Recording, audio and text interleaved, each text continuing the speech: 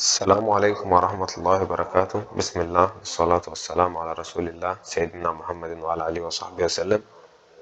هنتكلم في الفيديو ده إن شاء الله عن مفهوم الكومنتس في لغات البرمجة. هنوضح إيه هو الكومنتس أصلا، وهنوضح إن شاء الله طرق كتابة الكومنتس في السي بلس بلس، وهنعرف إيه هي فوائد إن أنا أكتب كومنتس في الكود بتاعي.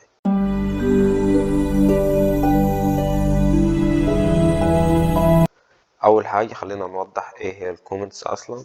الكومنتس دي ببساطه هي سطر انا بكتبه اثناء كتابه الاسطر البرمجيه. طيب السطر ده بيعمل لي ايه، او ايه هي المهمه اللي بيعملها السطر ده؟ اول فائده للسطر ده ان هو بيوضح لي طريقه عمل الكود بتاعي. طيب تمام، كويس جدا. بيوضح لي طريقة عمل الكود بتاعي، بحيث لو أنا جيت بعد فترة أو مدة من الزمن وبصيت على الكود بتاعي أبقى فاكر الكود ده والجزئية دي بتعمل إيه. طيب الكومنت فيه ميزة، وهو إن الكومبايلر لما بيجي يترجم الأكواد ما بيبصش على الكومنت، ما بيترجموش. دي حاجة أنت بتكتبها للتوضيح، أو إنك أنت بتوضح جزء معين في الكود، بحيث لو أنت أو أي مبرمج تاني اطلع على الكود يبقى فاهم الجزئية دي بتعمل إيه. طيب عندنا نوعين من الكومنتس في السي بلس بلس.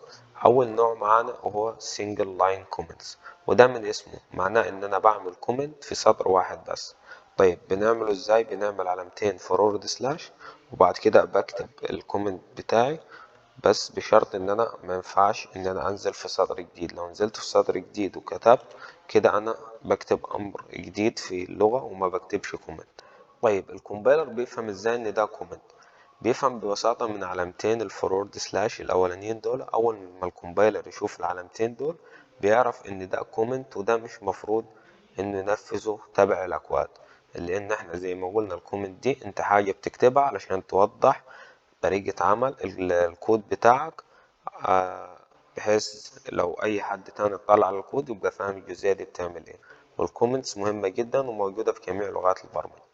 كويس جدا، يبقى احنا كده اتعرفنا على السنجل لاين كومنتس، وقلنا بنكتبه من خلال علامتين فورورد سلاش، وبكتب الكومنت بتاعي عادي جدا، بس بشرط ان انا ما ينفعش انزل في سطر جديد. طيب افرض انا عندي كومنت طويل شوية وبحتاج ان انا انزل في كذا سطر.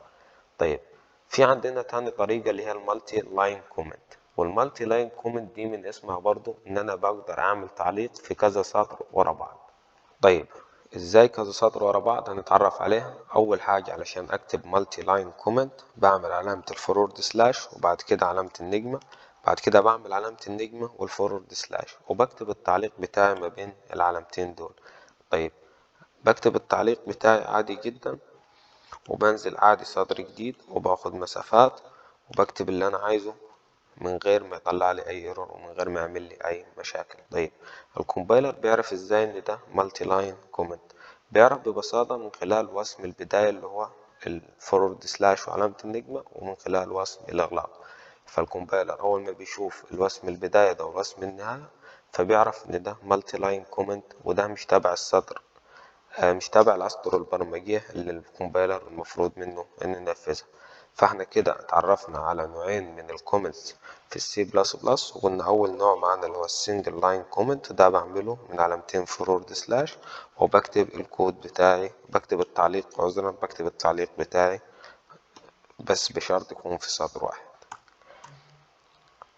بعد كده عندنا المالتي لاين كومنت، وده زي ما قلنا كومنت متعدد الأسطر، بعمله من فورورد سلاش وعلامة النجمة، بعد كده علامة النجمة والفورورد سلاش، وبكتب التعليق بتاعي ما بين وسم البداية ووسم الإغلاق ده. وزي ما قلنا ده عادي أخد فيه أسطر جديدة وأخد فيه مسافات وأكتب فيه اللي أنا عاوزه. كويس جدا، يبقى احنا كده اتعرفنا على نوعين من أنواع كتابة الكومنت في السي بلس بلس، إن شاء الله نستخدمهم كتير في الأكواد اللي جاية.